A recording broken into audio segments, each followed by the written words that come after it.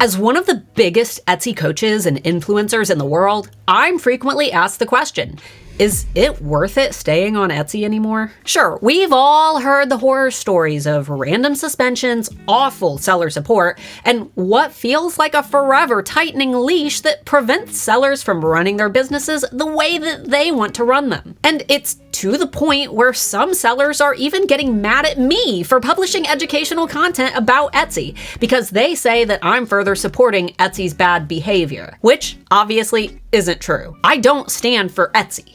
I stand for the sellers who rely on Etsy to put food on their table. And I stand for what Etsy claims to stand for, though the ethos is debatable, keeping commerce human. You hear that, Etsy? Human! Not rampant robot law enforcement that makes more mistakes than if you'd employed a few hamsters to do the job. But back to the point. Is Etsy worth it today? And if so, what should sellers be doing to ensure longevity, profitability, and future-proofing? Even as an Etsy coach, I still recommend that sellers not keep all of their eggs in one basket. And today, I'm finally sharing my stance on Etsy, as well as how sellers should structure their businesses in order to help support success and growth. Man, it's good to be back.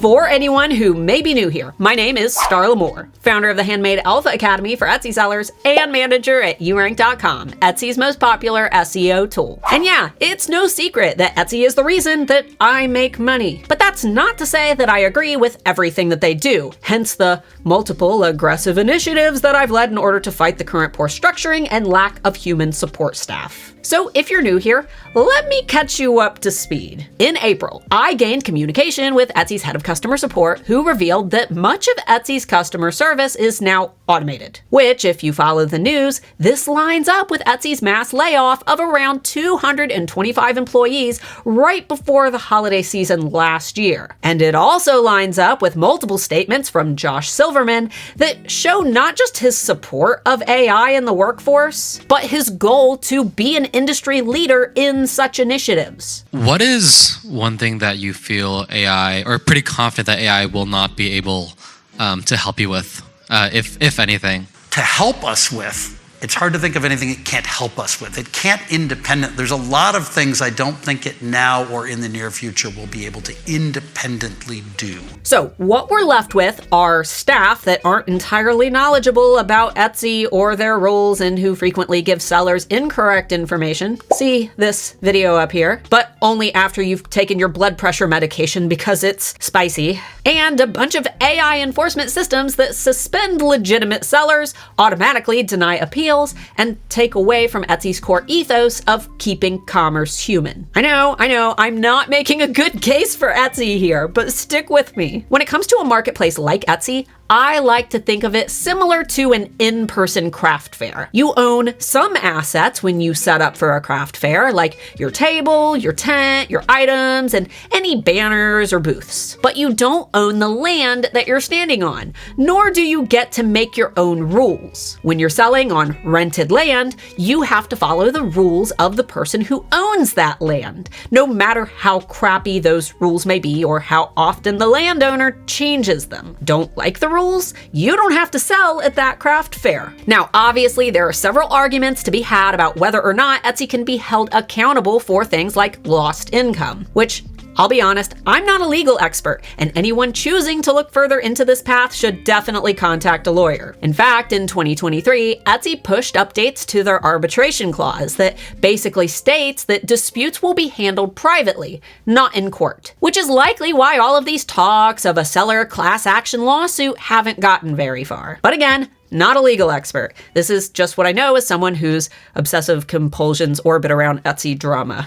The main point is that Etsy isn't your business, just like a craft fair isn't your business. If someone walks up to you at the family Christmas party and says, "Hey Judy, what was the name of your business again? I want to buy something for my nephew." You're not going to say, "My business is the 2024 Home for the Holidays Annual Arts and Crafts Festival, sponsored by Miller Lite." You sell on Etsy, But you are not Etsy. Etsy is just one of the rented pieces of land that you've chosen for your business to sit on. And look, as someone who coaches thousands of sellers who run six-figure businesses on Etsy, I can confirm that Etsy is a great piece of land. The rules, policies, and staff aren't great, but for now, Etsy is like a craft fair with a lot of shoppers walking around. Sure, you can always sell on your own website. In fact, I totally recommend that every single Etsy seller begin working towards building a website as well. Again, don't keep all of your eggs in one basket. But at the same time, your own website is like a little shop down a gravel road that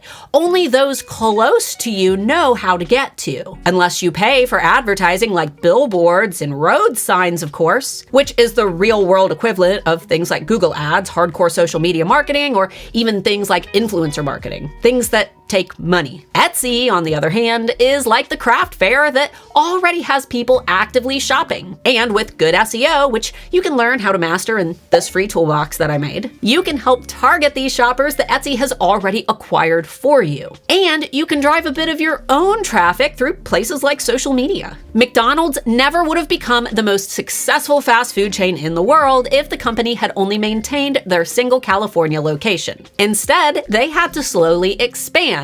Not all at once, slowly. Once they knew that they had a profitable product that people wanted, and they knew that they'd make a return on their investment. For newbies, Etsy is a great place to get your start because it's relatively easy. Sure, you've got to pay fees for that rented land, but by factoring those fees into your pricing, something that all of your competitors have to do as well, you can get your first flagship location up and running in less than a day.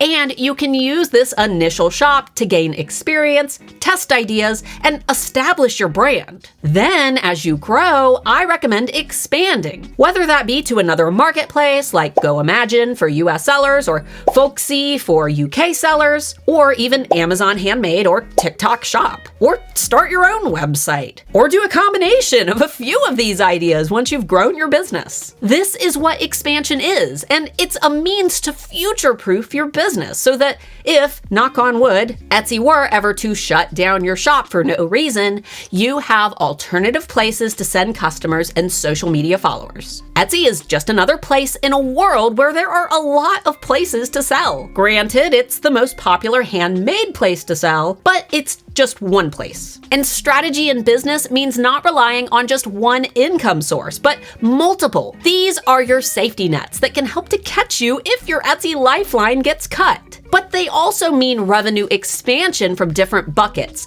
leading to multiple opportunities to reach new customers. So is Etsy worth it? Absolutely. Bad stories online are amplified because drama garners attention from the masses. But there are also millions of sellers who make their living on Etsy and who have built profitable businesses. Etsy just kinda sucks right now. So treat it like that craft fair that has crappy rules and policies, but that also has a great potential for profitability if you choose to overlook those crappy rules. And if Etsy isn't for you, that's okay too. Again, it's just one of many places to sell. But as someone who's been selling on Etsy for over 12 years and who has never personally experienced any major issues, knock on wood again, I doubt the platform is going anywhere soon. So rent that land if you choose, have a backup ready or even backups for your backups, and do your best to follow Etsy's rules. Until next time, Pookie.